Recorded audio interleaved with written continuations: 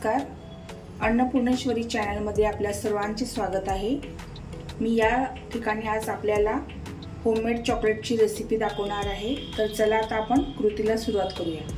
या ठिकाणी आपल्याला मारीचं बिस्किटचं एक पाकिट लागेल, ड्राय कोकोनट पावडर, ही कॉफी घेतलेली आहे, ब्रू, अनस्वीटेड चॉकलेट पावडर आणि मिल्क मेड लागेल।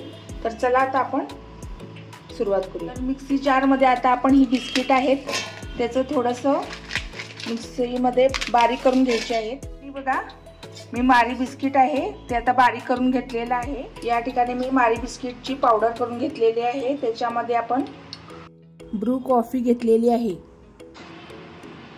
थोडीशी टाकून घ्यायची, जास्त टाकायची नाही कारण कडवटपणा असतो कॉफीला।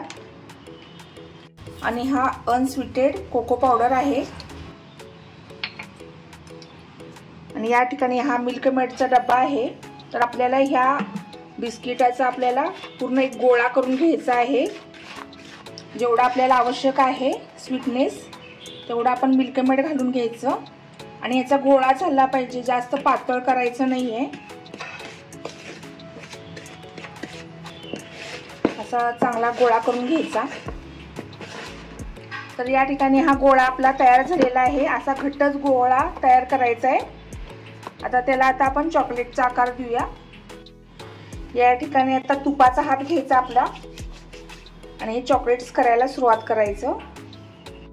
आता हे चॉकलेटचा आकार देऊया आपण, अशा पद्धतीने तुम्ही गोल करू शकता। आणि हे ड्राय कोकोनट आहे तर ह्याच्यामध्ये आता त्याला असं लावायचं आणि असे साईडला असे सुकवून द्यायचे। तर या ठिकाणी आपले चॉकलेट्स तयार झालेले आहेत।